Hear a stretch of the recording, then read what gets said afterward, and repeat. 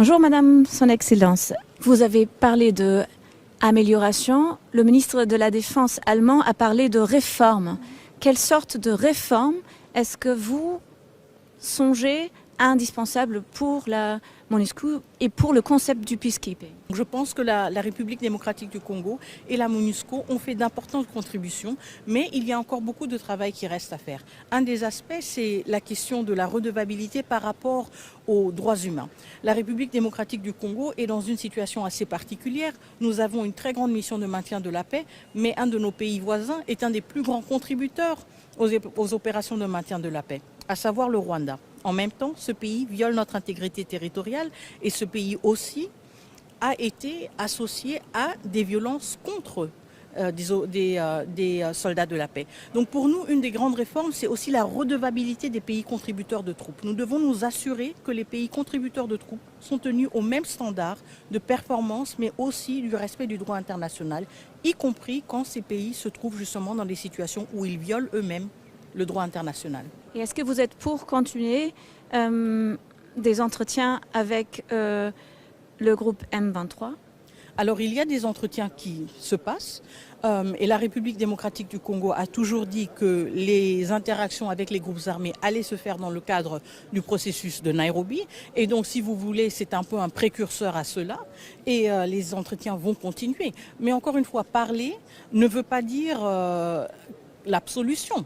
Et vous êtes prête à parler du point de vue aussi du gouvernement rwandais? Ça, c'est déjà dans les faits. C'est-à-dire leurs besoins de sécurité, ça c'est une chose dont vous tenez compte? Certes, le Rwanda a des préoccupations sécuritaires légitimes, mais ne parlons pas dans la théorie, parlons de manière très concrète. Les dizaines de milliers de morts, sont-ils congolais ou sont-ils rwandais? Ils sont congolais. Les femmes violées, sont-elles congolaises ou rwandaises? Elles sont congolaises.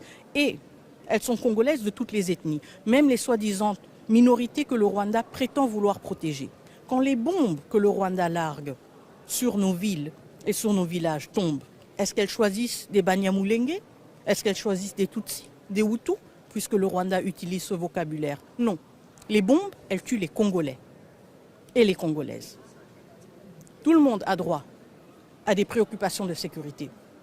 Mais ne simplifions pas les choses. Maintenant, c'est le Rwanda qui viole notre intégrité territoriale. Maintenant, c'est le Rwanda qui pille, qui tue et qui viole. Et est-ce que vous avez confiance à ce qu'un certain Donald Trump pourrait faire avancer cet enjeu-là et mettre fin à cette, comment vous le dites, violation de votre territoire?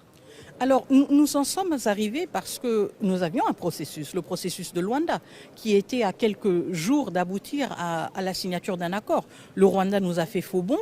Nous allons voir si le Rwanda va honorer ses engagements, que ce soit au Qatar, que ce soit aux États-Unis d'Amérique. La République démocratique du Congo, encore une fois, notre priorité, c'est la paix, et surtout la paix pour nos populations à l'est du Congo. Si nous avons des partenaires qui sont francs, honnêtes et prêts à s'investir pour cette paix, nous sommes partants.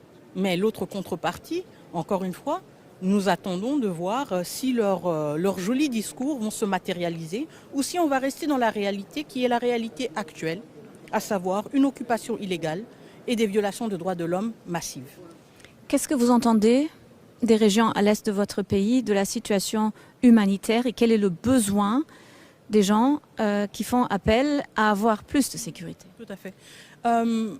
La situation à l'est de la RDC est évidemment extrêmement préoccupante, pour ne pas dire catastrophique. Pourquoi? Parce qu'une large partie de l'Est est occupée par des rebelles, est occupée par une armée étrangère qui n'a pas le droit d'être là, qui viole le droit international, mais surtout qui viole aussi les droits humains des Congolais et des Congolaises dans les contrées qu'ils sont en train d'occuper de manière illégale. Et cela a des répercussions dramatiques sur le quotidien des Congolais et des Congolaises. Des enfants qui n'ont pas accès à l'école, des écoles qui sont détruites, des hôpitaux qui sont détruits. Nous avons entendu combien de fois il y a eu des incursions dans des lieux qui sont protégés par le droit international, comme des hôpitaux, et que des patients ont été enlevés, manu militari. Donc c'est une situation extrêmement difficile et pour nous en tant que gouvernement, extrêmement difficile à suivre. Pourquoi? Parce que nous ne sommes pas présents et parce que nous savons que des millions de nos concitoyens sont en train de traverser des moments extrêmement difficiles et que nous ne pouvons pas être à leur côté.